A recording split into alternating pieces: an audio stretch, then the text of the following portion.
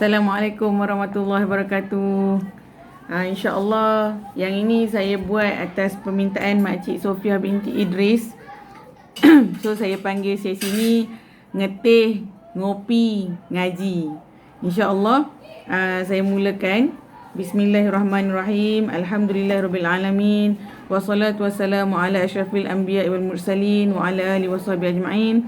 Alhamdulillahirrabbilalamin. Nahmaduhu wa nasta'inuhu wa nastaghfiruh.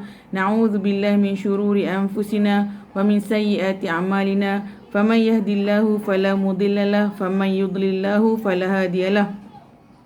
Allahumma hdina fiman hadait wa afina fiman afait wa tawallana fiman tawallait wa barik lana fima a'tait wa qina bi rahmatika syarra ma qadait.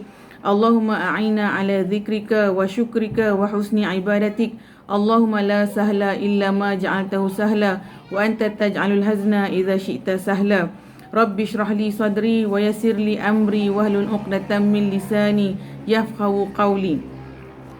InsyaAllah hari ini saya nak bincangkan tentang satu surah dari Al-Quranul Karim, satu surah yang sangat indah. Nama surah ni surah Al-Kawthar. Al-Kawthar ni maksudnya yang sangat banyak, yang melimpah ruah. Surah ni surah yang ke-108 dalam Al-Quran. Cuma ada 3 ayat sahaja.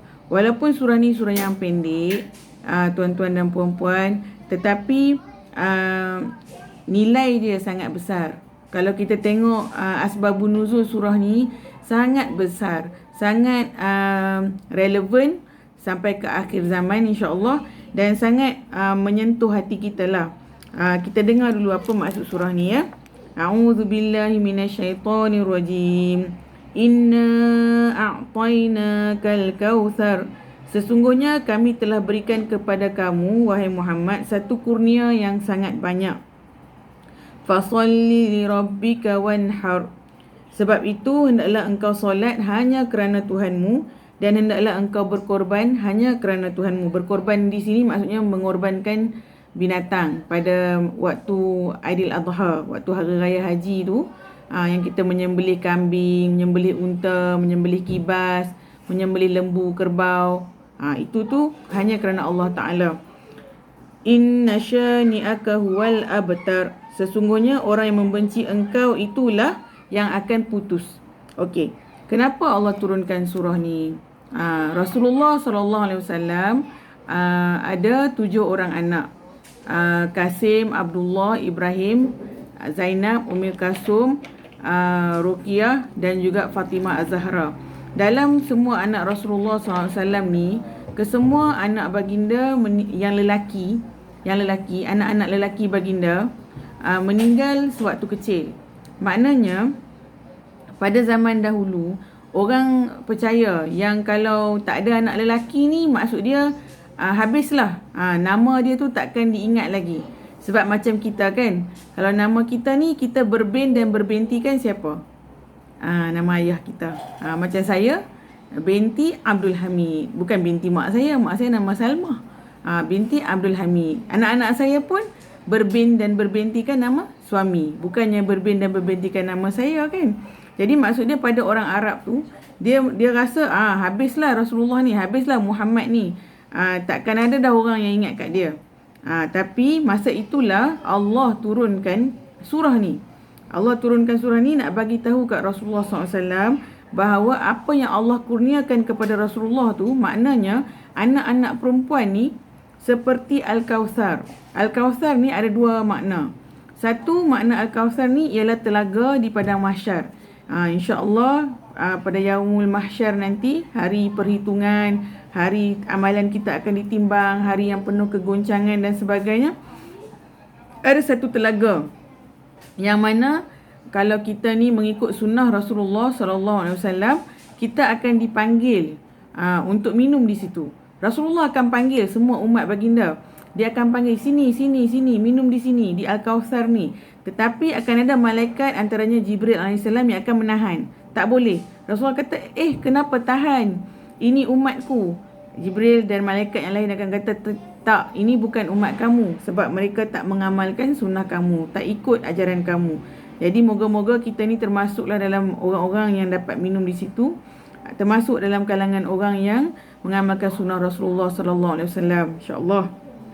Kemudian Allah nak bagi tahu kata anak-anak perempuan ni sama macam Al-Kausar tu. Itu yang pertama, maksud dia telaga yang di padang mahsyar. Kemudian yang kedua, Al-Kausar ni akan muncul lagi di syurga. Dia sebagai satu sungai di syurga. Jadi ada dua Al-Kausar. Jadi Allah nak bagi tahu kat Rasulullah, anak perempuan tu macam Al-Kausar. Satu anak perempuan tu macam Al-Kausar. Rasulullah ada berapa? Ada 4. Ada 4. Jadi jangan rasa untuk anak-anak perempuan, jangan rasa yang kita ni kekurangan. Allah ciptakan kita sebagai perempuan ni ada kelebihan dan kekurangan dia. Lelaki pun sama, ada kelebihan dan kekurangan dia. Yang bezakan kita ni cuma ketakwaan kita kepada Allah saja. Jadi maksud dia kepada tuan-tuan dan perempuan, kawan-kawan yang tak ada anak lelaki lagi, jangan risau. Anak perempuan tu pun Rasulullah pun cakap, kalau kamu ada seorang anak perempuan, kamu didik dia dengan baik, dengan menjadikan dia seorang muslimah yang baik, kamu di syurga dengan saya begini. Maksud dia sangat rapat. Sangat rapat. Jadi maknanya anak-anak perempuan ni macam tiket nak pergi syurga kalau kita didik dengan baik. Saya ingat masa saya hamil anak saya yang kedua tu, semua orang tanya. Orang yang tanya ni pun orang yang orang kata orang agama ni. Itu yang mengejutkan juga tu. Tanya saya, anak apa ni, nanti dapat anak apa? Masa tu scan lah. Masa scan tu katanya insya-Allah anak perempuan. Jadi mereka kata pada saya dan suami, oh mungkin yang sulung tu dah anak lelaki. Kami kata tak, yang sulung pun anak perempuan juga.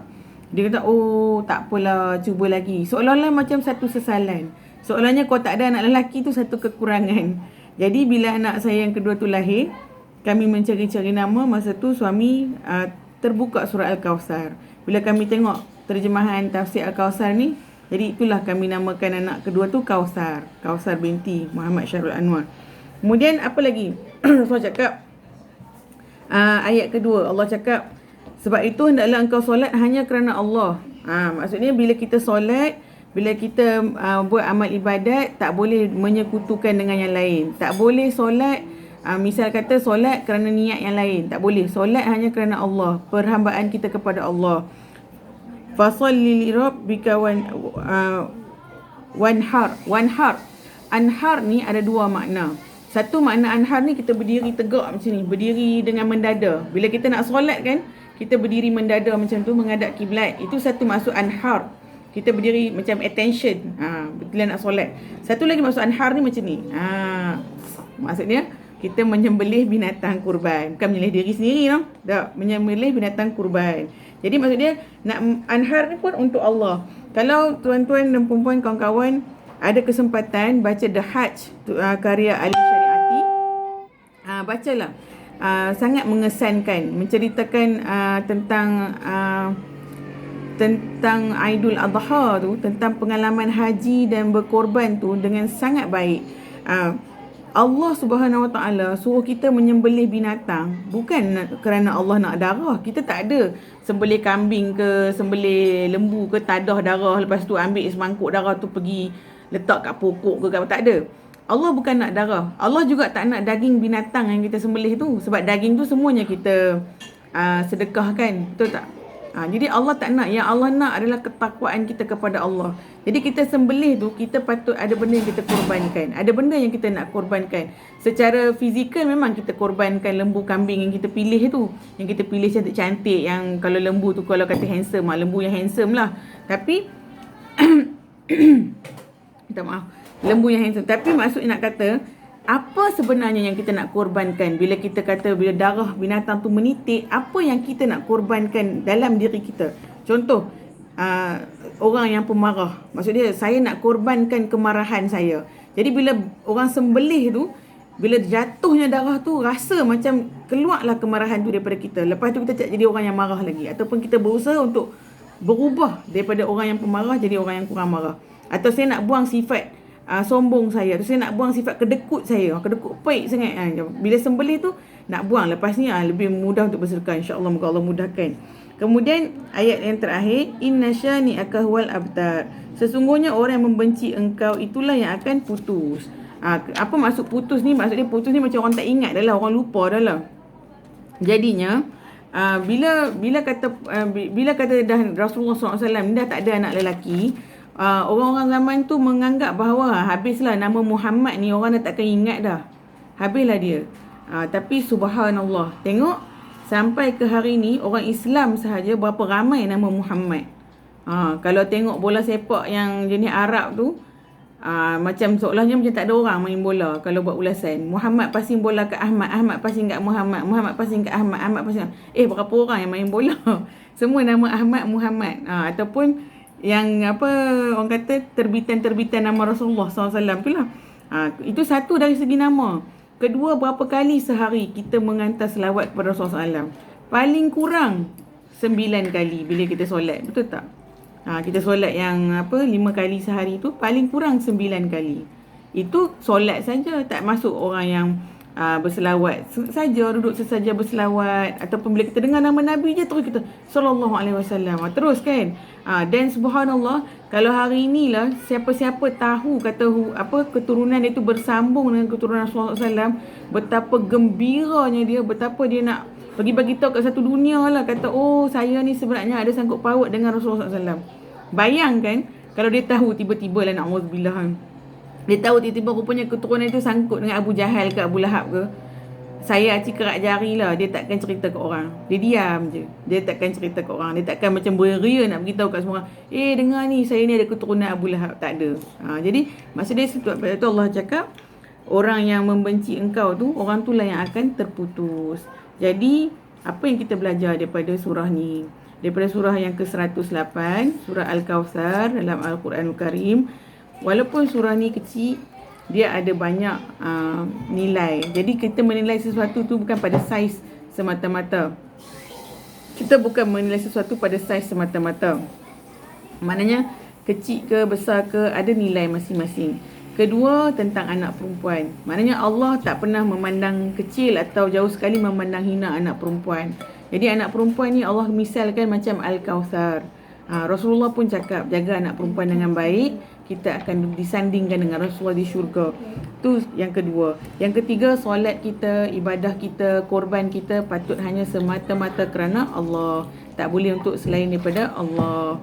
Dan yang keempat, apabila orang yang menghina Rasulullah SAW tu, ternyata hinaan dia tu tak berasas, dan terbuktilah yang akhirnya Rasulullah juga yang menang, Rasulullah juga yang diingat orang, Rasulullah juga yang tak terputus. Maksudnya orang masih lagi menyebut nama Muhammad sallallahu alaihi wasallam. Saya ada satu kuis, trivia. Kalau tuan-tuan dan puan-puan, kawan-kawan nak tahu, surah Al-Kawthar ni surah dalam Al-Quran yang tak ada huruf mim. Betul tak? Cuba semak, tak ada huruf mim. Jadi jazakumullahu khair kasira, semoga bermanfaat. Makcik Sofia Idris, semoga gembira dengan video ni, insya-Allah. Nanti saya hantar lagi yang lain. Ngopi, ngeteh, ngaji. Assalamualaikum.